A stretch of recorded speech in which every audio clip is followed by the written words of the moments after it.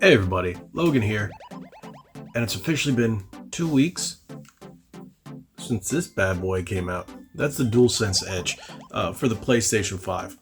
So I decided, since I've been using it pretty much non-stop for 2 weeks, I'm going to go over it, going to give you my actual thoughts, the pluses and the minuses of this controller, and see if it's really worth it. I did an initial unboxing and setup and testing and my initial thoughts, and that was great.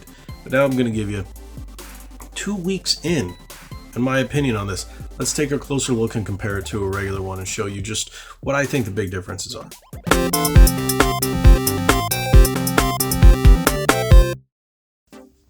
Okie dokie. So, like I said, I've been using this for 2 weeks. I've been playing mainly 3 games with it.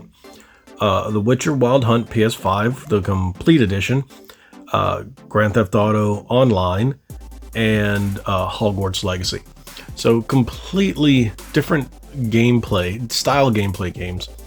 And to really, I guess, run it through its paces, I have definitely set up the function and map these buttons depending on the game I'm playing. I use it the most in Grand Theft Auto. I've noticed, instead of running my changing the weapons up here, I like to press that and I pull down and change the weapons there, so I don't have to take my finger off the aim button when I'm gunning, I guess you could say that. And then this here is my reload.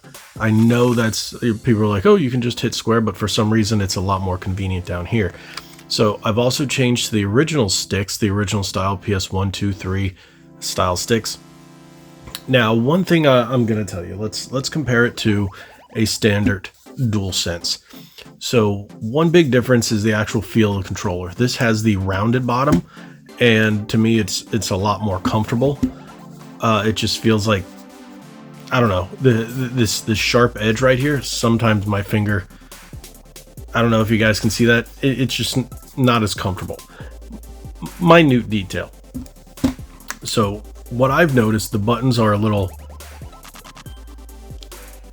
clacky and a little squeaky, I should say. And depending on, I guess, how moist your fingers are, I don't want to say that, but if you have dry hands, you're going to notice they're going to be really squeaky.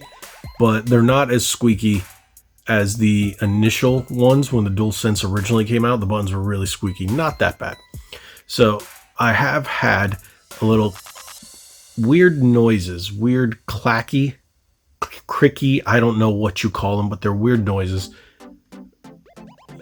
It can't pick it up here, but I notice it only on certain presses with the left stick. Not when you're doing that, you can actually hear it. It's again, another minute detail.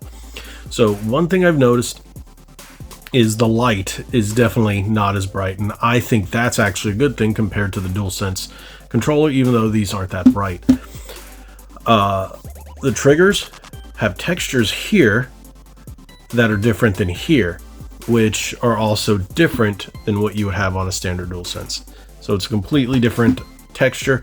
Visually, it's the only thing, it kind of bothers me, but that's just a visually thing, because this is a little glossier than this. This is more matte, but minute. My big issue with this controller is the battery life.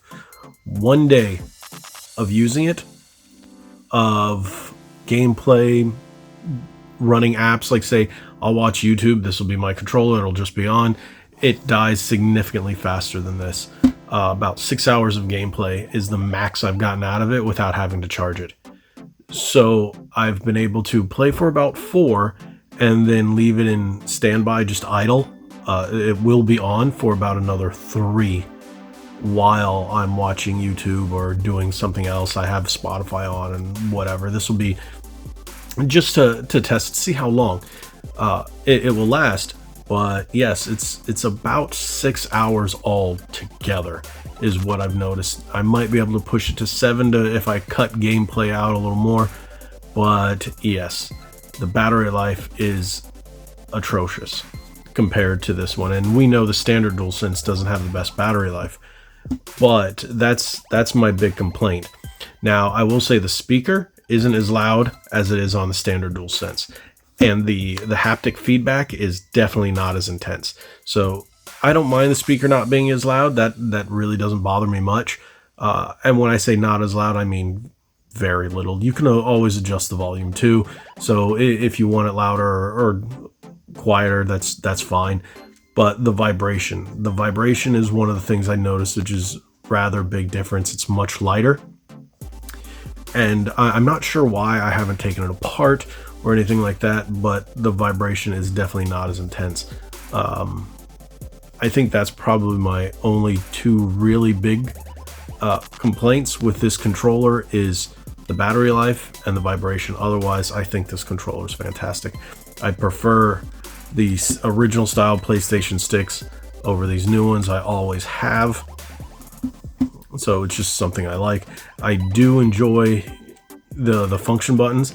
Not sure why they made two, because they both do the same thing.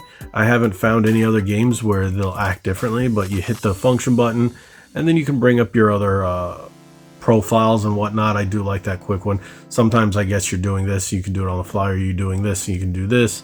I don't know, it really depends, but two function buttons. And these are both attached to the sticks. Maybe it has to do with the sticks that they decided to do that. I'm not sure why. But overall, it's a great controller. Would I say waste the $200? No, I wouldn't say it's wasting. I would say wait for it to go on sale. I would say maybe 150. No more than 150.